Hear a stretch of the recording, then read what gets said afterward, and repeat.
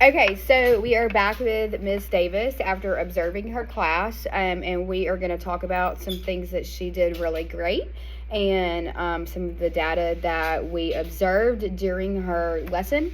And so, Ms. Davis, I've already kind of shown you the breakdown of your seating chart, and we looked at off-task and on-task behavior during whole group instruction. So you wanted me to come in and see what the class was doing during whole group instruction. You felt like you could really improve in that area, and just off the bat, I think it was amazing. I think your kids did great. I think they were all very much in tune with what you were doing. They were paying attention, they were focused, they were following along, writing their notes. There was even one kid who asked a very on-target question. And so I felt like for your ability to instruct whole group that you are definitely meeting where you need to be, for sure. And so there were just a couple of students that when we looked at the different time blocks, we took the time blocks between 5-minute times, and then we did a 10-minute time. So at 12:15, we went around the room and everyone was on task except for 2 students, which out of 22 is pretty good. And then we went around 5 minutes later and we looked at who all was on task again or off task. And at that point, we only had 1 student off task. And so we talked a little bit about those students who were off task during this whole group instruction, how they are your students who typically exhibit behavior problems. They're your students who maybe have some deficiencies, some disabilities that are being targeted with special education services. And then the last thing that we looked at was your small group instruction, which you had with 4 students for 10 minutes from 12:30 to 12:40. And during that 10-minute time block with those 4 students, you had 100% student engagement. 100% of students were on task for that small group. So overall, the data reveals that you are doing a great job at whole group instruction, though you may not do it as much as you like. I think you tend to lean more towards small group, which is great. But I do think looking at the transition, especially between 6th grade and 7th grade and 8th grade, that students need to be more prepared for whole group instruction, because especially at the 8th grade level, that's predominantly all we do is whole group instruction. We do an idea of small groups in the higher grade levels, but it's much more of the small groups working within themselves and not teacher facilitated small groups. Okay. And so I think probably just doing more whole group instructions would better prepare your kids to transition as they get older. So overall, how do you feel the lesson went? I felt like it was a really hard lesson, so hearing that they were engaged the whole time was really was kind of surprising. I did expect a couple more of them to disengage because it was a hard lesson, so I'm happy that they got through it. And I feel like I could have gone more whole group with it and then gone back and just used a whole time block to do a separate day of small groups, and that would have been really good. Oh, so just do one day of whole group independent practice and then one day of small group. Yeah. Well, mini lesson, whole group. Yeah. And then small group. Yeah. Primarily. So because it was such a hard lesson, it involved a lot of steps, and I feel like it was an okay lesson. I feel like it wasn't my best lesson. It could have been better. So if I were to teach it again, I'd do a couple of things differently. Okay. So what aspects of the data maybe concern you the most? What aspects of the data do you think that you really want to kind of dive into as we continue this process? So my 2 students that were off task, I feel like, those are students that receive 504 special ed services. I feel like one of them, we've been collecting problem solution data for him, and he does well when he's given a lot of scaffolded notes, pretty much where he's just just copying. And then as far as practice, he needs it very, very scaffolded and told specifically what to do. I feel like that could have step-by-step directions, step by step, as broken down as it gets. And then With my other student, he receives 504 services for attention problems. I feel like if he had some sort of fidget or something sensory, it could help a little bit more. And then it is hard to check in with him, but maybe I could make it some sort of goal to check in with him at least like once or twice, because it is easy to get like wrapped up in what you're doing. I will say that student specifically, the second one that you're referring to, I was really impressed by him. I think he did a really good job of controlling himself, with staying engaged. When I first went into the classroom, he was sitting on the carpet in the front, and I loved that you offered an alternative seating arrangement for him in proximity to you, in proximity to the instruction. I thought that was a really good method, a really good choice that you offered him, that he didn't have to sit in his seat in the back of the room. Like, he had options. And I think with students, especially students who are on the spectrum, that it's very important to make them feel like they have a choice. I did notice that once he went back to his seat at that 12:20 mark, that was when he started checking out. And that was when I noted that he was off task when he was back at his seat. So I definitely think for him to be engaged and him to be on task, he has to be moving.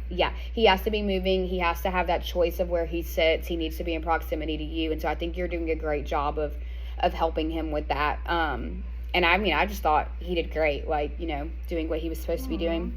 So based on the data, what would you repeat if you taught the lesson again? Like, what would you do over?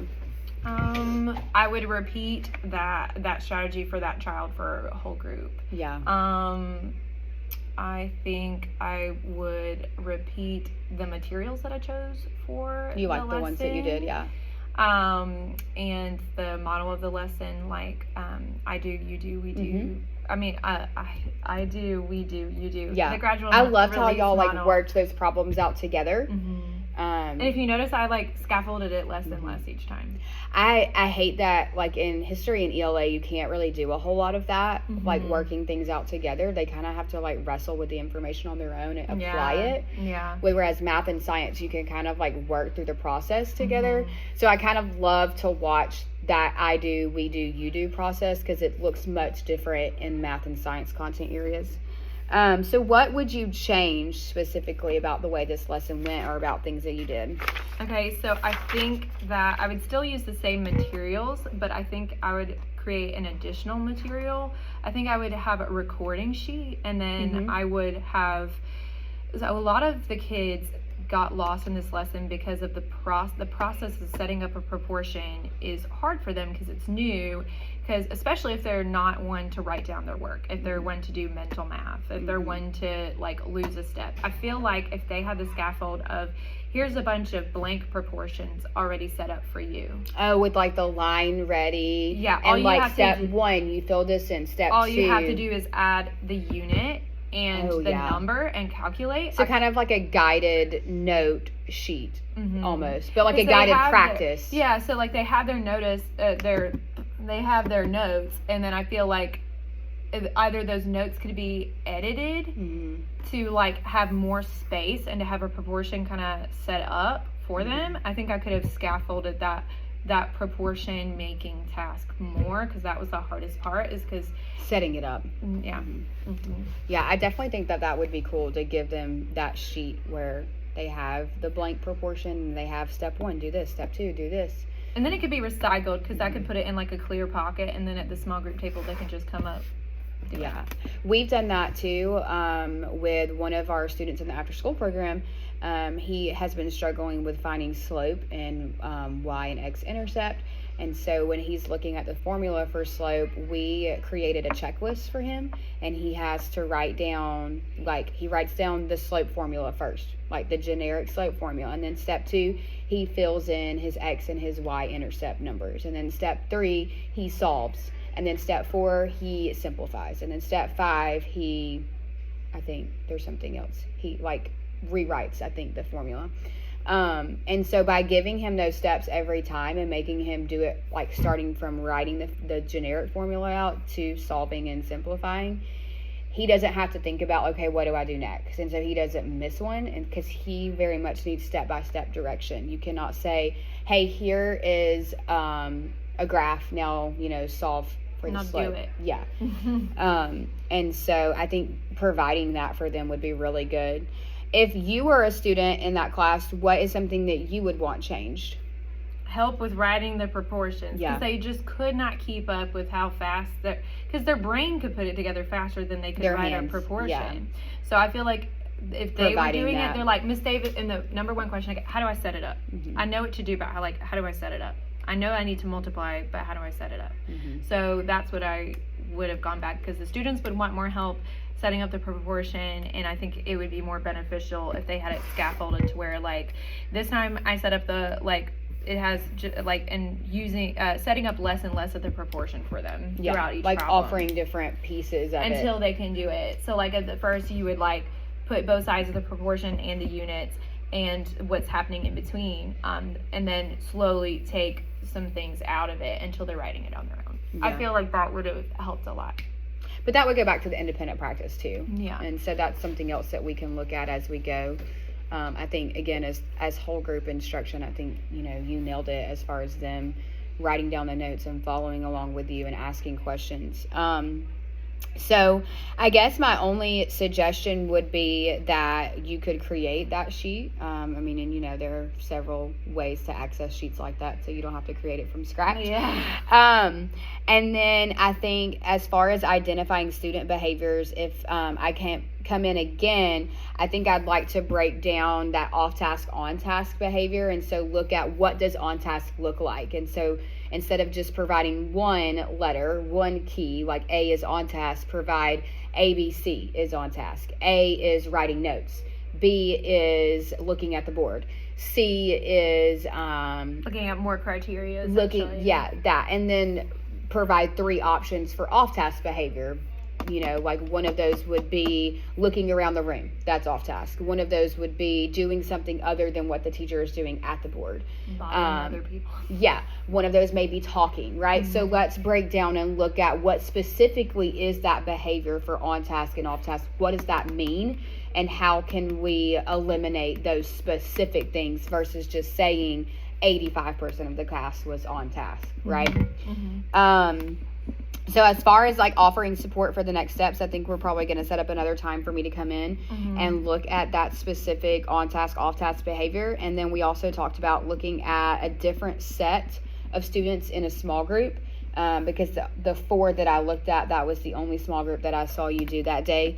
And so looking at some other students who maybe have some different abilities, and seeing how they interact in a small group and what they take away from that, I think would be good to know as well.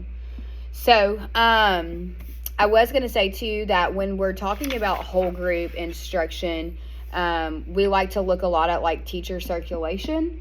And so teacher moving around the room as students are working problems out. And I thought you did a great job at moving around the room. It was one of our goals in the pre-conference, so I really did my best. I think you did great. You checked in with different tables. You checked in with different students. You made your presence known, whereas a lot of times I see teachers who are really comfortable up there.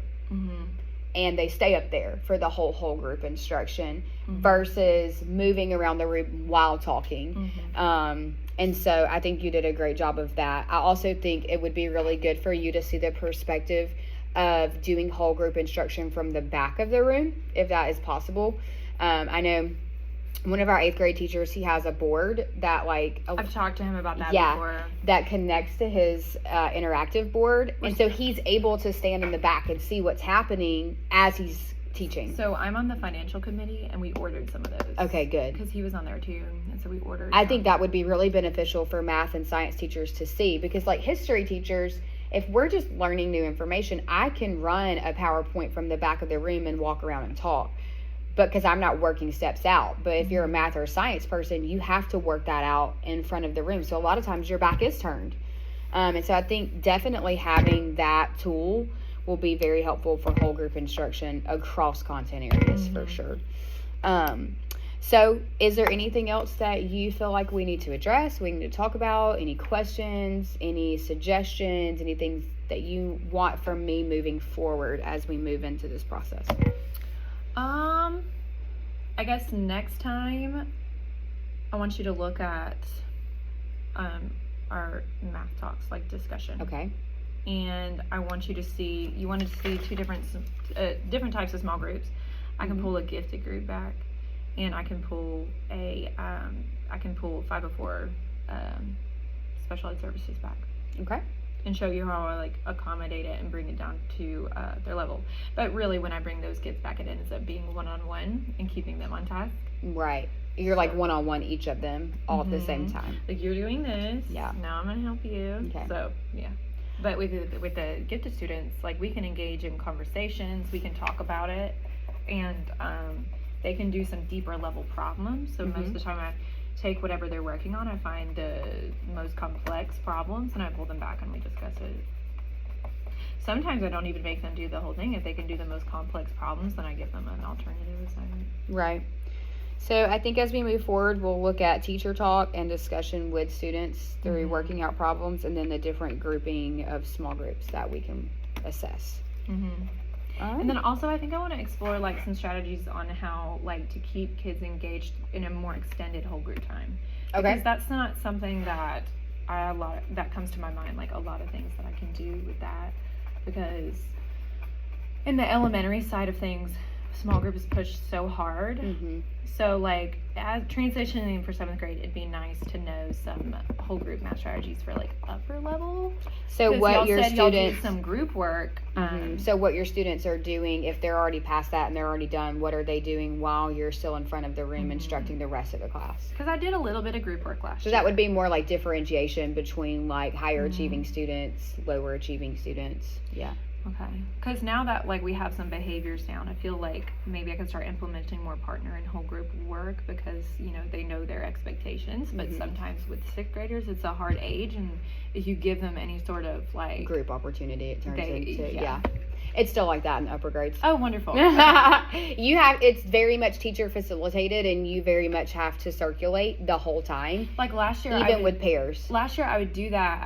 I was listening. I was like doing some research before I was teaching. It was like talking about building time to talk into the lesson plan, kind of to scratch that itch, so that they know that they're going to have time to talk in every lesson plan. So like last year, like we would do 5 whole group problems, okay, but like they would work on each problem as a group, or like a set of 5 problems as a group. And I would circulate and be inside a timer on my board. You have this much time to talk. Go. Okay. And it was like very scaffolded. So I'd be like, okay, this is reading time. We're going to read it. We're going to underline. Yep. We're going to talk about it. Okay, now's your time to talk. And I would time it so that it was built into the lesson, so they could scratch that itch. And I think maybe I should try that again in 6th grade. Yeah, we do a lot of like turn and talk, and I was going to say the use of a timer is great with that, because like right now we're working on a assignment where they have to work within a group to create new rules for the classroom and the school based on different Chinese philosophies. Oh, that's cool. And so as we're going through each of the philosophies, and as we're talking about different topics for rules, when I would bring up a topic, I would say, okay, you have 10 seconds to talk to your neighbor about the issues with that topic. And then I'd set the timer. And then we move on to the next topic. Okay, you have 10 seconds to talk to your neighbor about that. And so then that kind of helped us narrow down the topics that we needed to focus on for our rules. And then saying, okay, so we need to create rules for Confucianism. You have 5 minutes to create one rule for Confucianism. And the timer kind of helps them stay on task. Right, stay on task. Because there is that stake. Right. And then you're circulating in that 5 minutes. And so then you go back, okay, now you have 5 more minutes to create a rule for Taoism. And so you're changing the topic so that they're staying engaged, but then you're also managing to make sure that they're on task. And like when you're circulating, you can do like guiding questions. Yeah. And they're like, well, what do you mean by that? Well, you can kind of move into that depth of knowledge as well, too. I think a good entry point for me to start doing stuff like that would probably be as a review activity. For sure. Especially for checkpoints, because there's more like higher order thinking questions on there. I think you could even put them in groups with examples of the questions from the checkpoint. So if you pulled up the checkpoint and you looked at the questions that are on there, you could find similar questions and put them, like, I used to do like little slips of paper, and I would print out, and give each group a different slip of paper, and each group is working a different problem, or each group is looking at a different question about the text. And so they had 5 minutes to work that group, and that was their review. And then they would have to tell the rest of the class how they solved that problem. Presenting it. I feel like that's a DOK that you just never get to sometimes. It's hard too, because a lot of times they don't learn that skill in 5th and 6th grade, and we do a lot of it in 7th and 8th grade. So by the time they get here, they don't know how to do it appropriately. And so instead of letting them practice presenting the whole time, we're curbing behaviors during presenting. Yeah. But I feel like that little small group activity of a review would be a really good practice for them, not only to work in groups in a timed manner and work on one thing at a time, but it also would help them focus on presenting information for one thing at a time. So I think that would be really cool, especially near the checkpoint, if you gave everybody a different question after looking at the checkpoint. Because sometimes I do study guides, so maybe if I broke down the study guide, we could just spend a block. A whole day. That's usually what I would say, a whole day. We could spend a block, and we could, and I can make scaffolded assignments for 504 IEP. Yeah. And then give it to them in groups, and it's a good chance to do mixed ability groups. Yes, I love to do those groups too. And then give them like a couple minutes to do a couple of problems. Then we'll go over it on the board, and depending on their behavior, maybe I can start, training them on how to come up to the board and use the math vocabulary and explain their mathematical reasoning, because that's just something that's really hard to incorporate into class time when you're trying to get everything in before standardized testing, is letting kids explain. Right. It's more like, am I doing this right? Am I doing this right? Am I doing this right? Right. It's more like, get it done. There's not a lot of time to explore and explain. So I think we could definitely do work on that towards the end of the quarter, and maybe I could come back in. I could help you model that too. Yeah. Yeah. Maybe next time you come in my room, it could be during a checkpoint review day. Yeah, I think that would be really good. We can try a groups activity. Yeah, and I can help you with that. Okay. All right. Well, I think this has been really good. I appreciate you letting me do this with you, even though it's probably been a little chaotic. And I'm excited to see how we go. Yes. Right. Yes,